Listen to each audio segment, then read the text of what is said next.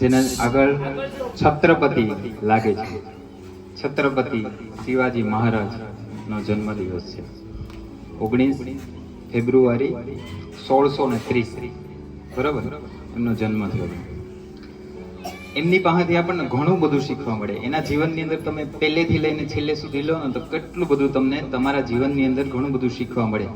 જેમ કે શિવાજી મહારાજના પિતાજી શાહુજી મહારાજ ને જીજા માતાજી હતા. એને નાનેથી એનો ઉછેર કરતા હતા. એના પિતાજી હતા એ ઘરે ના રહેતા, એટલે એના માતા હતા એ શું કરતા કે એમને જે મહાન ગ્રંથો છે આપણા એને વાંચીને સંભળાવતા. અને નાનેથી જ એને એવા ટ્રેન કરેલા હતા. નાના હતા ને ત્યારે એ યુદ્ધ અભ્યાસ એને શીખાવતા એના પિતાજી છે ને. અને આપણે નાના હોય ત્યારે એક રમતમાં બધાનો જીવ હોય, આપણે એક રમતમાં જીવ લે.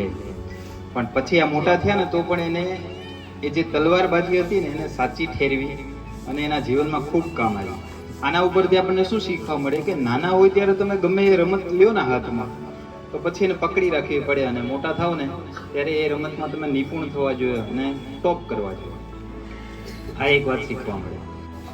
રાજા થયા પછી 1674ની અંદર એની મરાઠા સામ્રાજ્યની સ્થાપના કરી. મરાઠા સામ્રાજ્યની સ્થાપના કરી એટલે શું કે ભાઈ મારા રાજ્યની અંદર કોઈ પણ ખેડૂત ગરીબ ના રહેવો જોઈએ. કોઈ પણ માણસ છે એ કોઈનાથી ડરવો ના જોઈએ, કોઈ માણસ એનાથી દબાવવો ના જોઈએ, બધા સમાન અને ઇક્વલ રહે એવી એમની ઈચ્છા હતી. આગળ તમે એના જીવનમાંથી શું શીખો છો કે જ્યારે પણ એ કોઈ યુદ્ધ જીતતા ને તો આવીને સેલિબ્રેશન ના કરતા. સેલિબ્રેશન બધા એકદમ આવીને ખુશી મનાવીને એવું બધું કરે ને ઘણા, પણ એ એવું ના કરતા. અને એમાંથી આપણને એ શીખવા મળે કે જે સમય બચે ને એ આવનારા યુદ્ધ માટે થઈને તૈયારી કરતા. માની લો કે એક ગઢ એને જીતી લીધો તો આવીને બધા રાજ્યમાં કે ભાઈ ચલો સેલિબ્રેશન કરો અને બધા ઉત્સાહ મનાવો ને એમાં સમય બરબાદ કરો એવું નહીં. પણ એ શું કરતા કે બીજા યુદ્ધની તૈયારી કરવામાં એનો સમય એ છે એ કાઢતા. એમ આપણે પણ જ્યારે ખુશ થઈ જાય ત્યારે સેલિબ્રેશન કરવામાં 4-5 દિવસો ના કાઢવા જોઈએ, પણ આવનારી બીજી કોઈ પરીક્ષાઓ છે એની તૈયારી કરવા માટે થઈને આપણે લાગી જવું જોઈએ. એ પણ એની પાસેથી એક શીખવા મળે છે. છત્રપતિ શિવાજી મહારાજ પાસેથી એક બીજી વસ્તુ એ શીખવા મળે કે એનો નાનામાં નાનો સૈનિક હતો ને એની પણ એ એડવાઇસ લેતા કે બોલો આપણે હવે આગળનું રણયુદ્ધ છે એ જીતવા માટે થઈ અને જે રણનીતિ બનાવશો એમાં તમારો શું વિચાર છે, એ નાના સૈનિક પાસેથી પણ એ જાણતા. એમાંથી પણ આપણને શું શીખવા મળે કે નાનો માણસ છે એ પણ આપણને કામ લાગે કે ના લાગે. એ છે ને નાના હતા ત્યારે નાના છોકરાઓ આપણે કેમ રમત રમવાનું ચાલુ કરીએ એટલે રિસેસ પડે એટલે ખંભામાં બેટ નાખીને નીકળી જાય ને.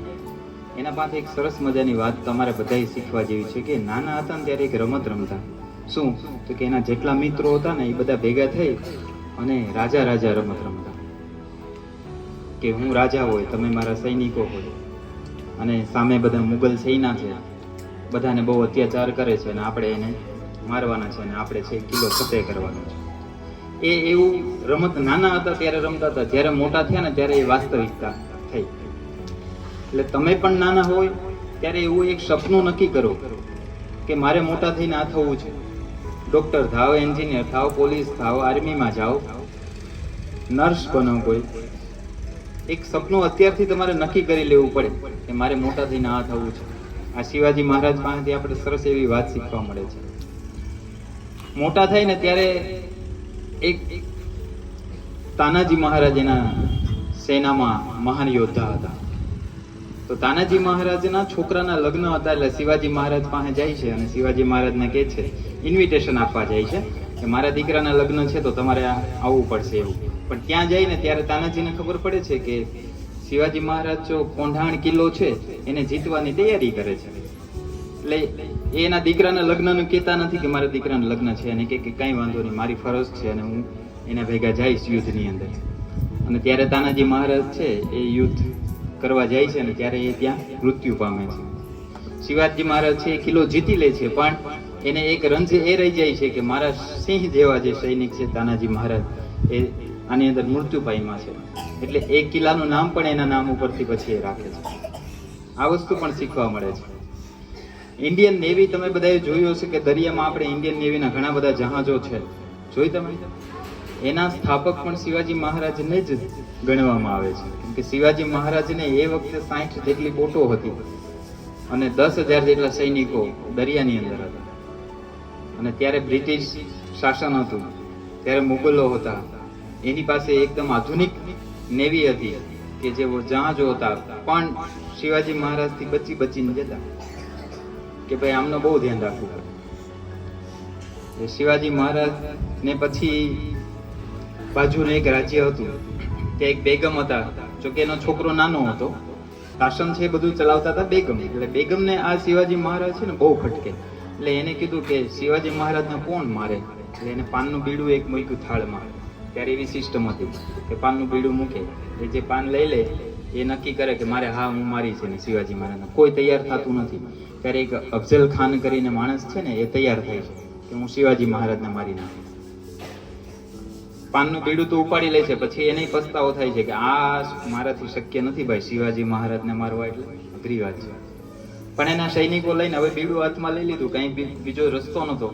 સૈનિકો લઈ અને શિવાજી મહારાજનો જે કિલ્લો હોય છે ને એને ફરતો આવી જાય છે, પણ જોઈ છે કે આની પાસે તો આટલી તોપો છે, આટલા હાથીઓ છે, અંદર ઘૂસી અને યુદ્ધ કરવું આપણા માટે શક્ય નથી. એટલે ઘણા દિવસ સુધી બહાર ને બહાર એની સેના રહે છે. પછી ખાવાનું ખૂટી જાય છે, પછી ફસાઈ જાય કે હવે શું કરવું. પછી શિવાજી મહારાજને એક માણસ મોકલે છે અને એમને કહે છે કે આપણે મંત્રણા કરી લઈએ બેસીને. તો કે હા, પણ એ કે શરત એટલી છે કે તમારે કિલ્લામાં નહીં, બહાર જઈને આપણે મંત્રણા કરશું. શિવાજી મહારાજને ખબર હતી કે આ ભાઈ છે એ કંઈક ને કંઈક રમત રમશે, અને આ ભાઈએ એવું જ કર્યું કે એક તંબુની અંદર ગયા અને ત્યારે એવી શરત રાખી છે કે કોઈ હથિયાર લઈને ના જાય. એટલે અફઝલ ખાન છે એની પાસે છુપાવીને કટાર લઈને જાય છે, શિવાજી મહારાજને અંદર લઈ જાય છે, અને જેવા શિવાજી મહારાજ અંદર આવે એટલે કટાર લઈને સીધો એના ઉપર હુમલો કરી દે છે. પણ ત્યારે શિવાજી મહારાજ પાસેથી આ વસ્તુ પણ આપણે શીખવાની રહે કે જ્યારે પણ કામ આપણને બળથી ના લઈએ કે ને ત્યારે દિમાગથી કામ લેવું જોઈએ. અને જે સિંહ પંજા એક હથિયાર આવે છે એ હથિયાર એ લઈને ગયા હતા અને એક જ ઝાટકે છે એ અફઝલ ખાનને ત્યાં ને ત્યાં ઠાર કરી દે છે અને મરી જાય છે.